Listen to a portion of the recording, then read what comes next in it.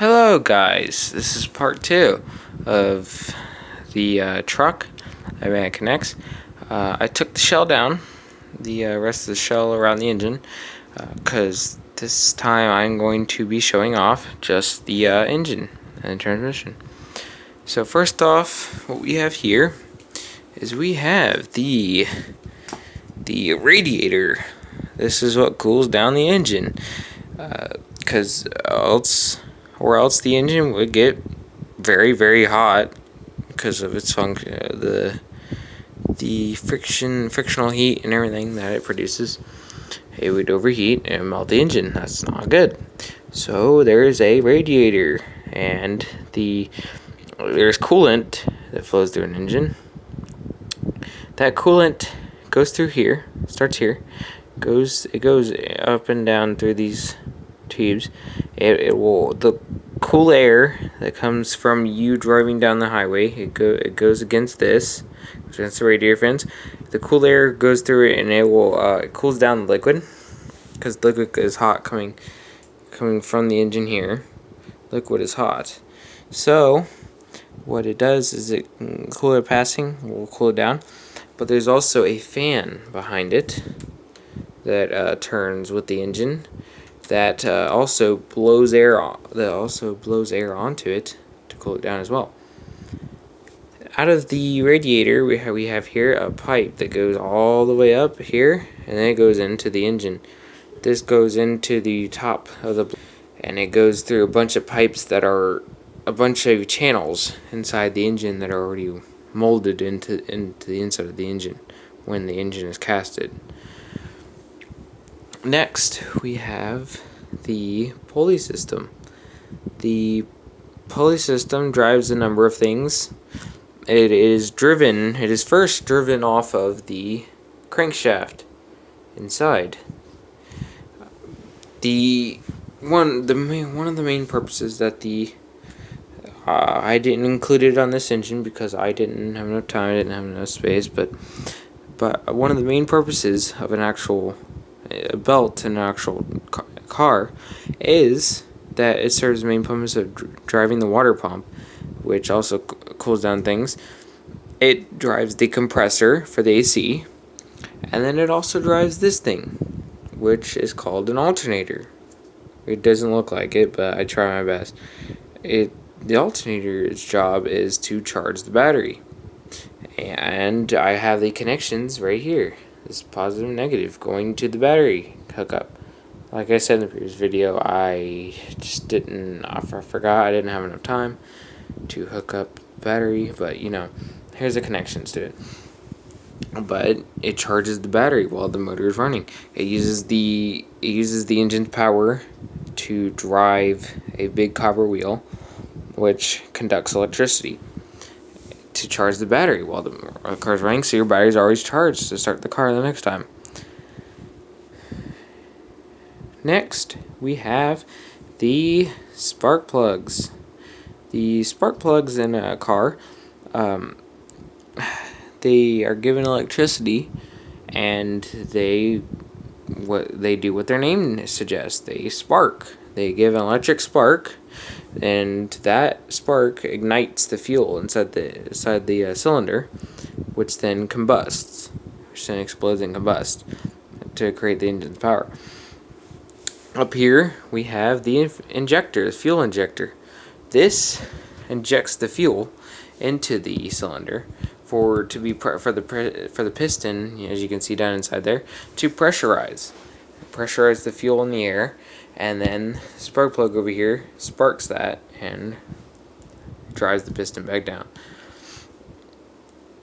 Next, what I want to show you is the pistons.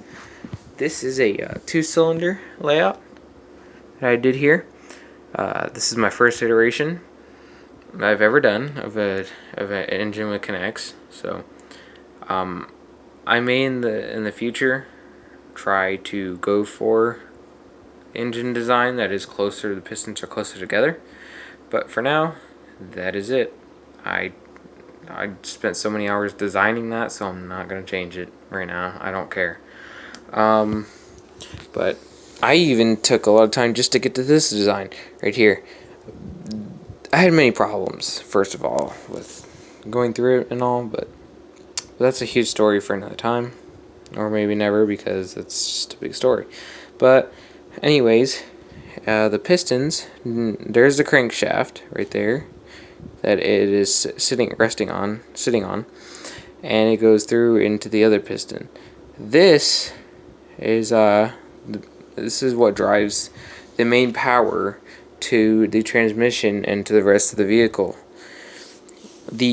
What happens is the piston rises up, the piston goes up, the injector sprays fuel into the chamber. The piston, when it draws back down from the intake stroke, it intakes air, and then it'll push it up, compress it. The injector sprays fuel. The piston continues to push up. Then, as it gets to so much pressure, builds so much pressure, then the spark plug ignites, and then the combustion begins, and all of that power pushes the piston back down, which creates that power. When it pushes down, it turns the crankshaft, which turns the shaft all the way out to the back, to the drive shaft and to the wheels.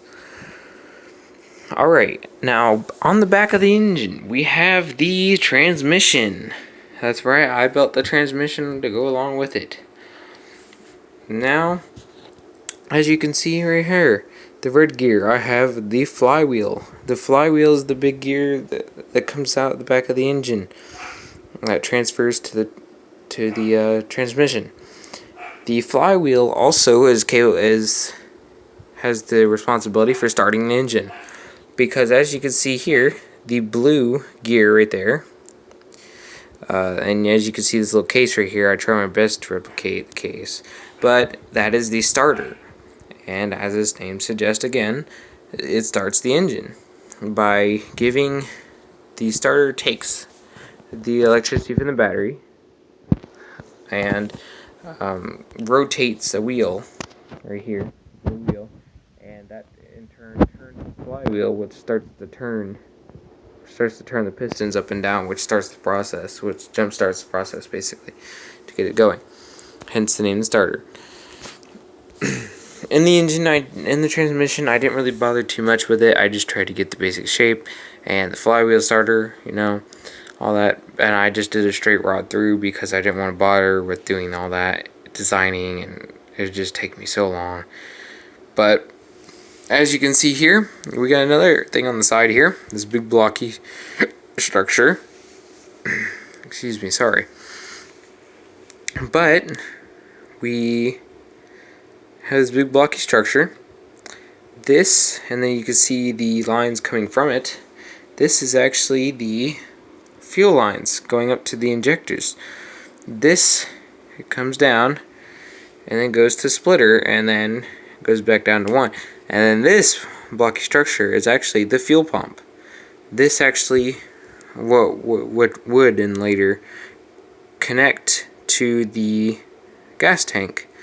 This would turn on, pump fuel up, and up into the ejectors, pump fuel out of the fuel tank and then into the ejectors. That is basically it for the overview. Now I'm just going to give a quick little demonstration of it working in action. Alright, now I'm going to show one of the injectors. One of the cylinders, my bad. I'm going to show off one of the cylinders and it running.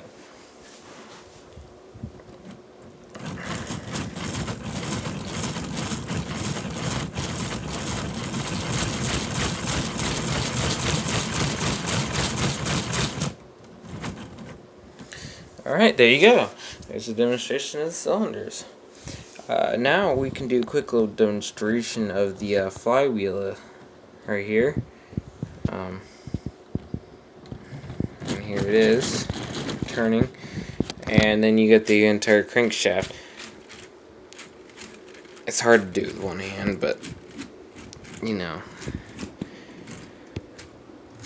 And also the pulley goes with it too. The pulley turns as well.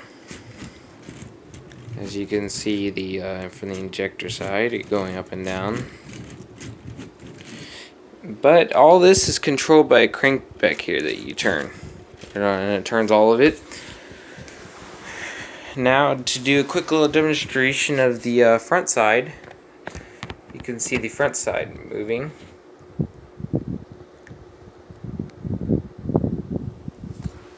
You can see from this angle the pulleys that move.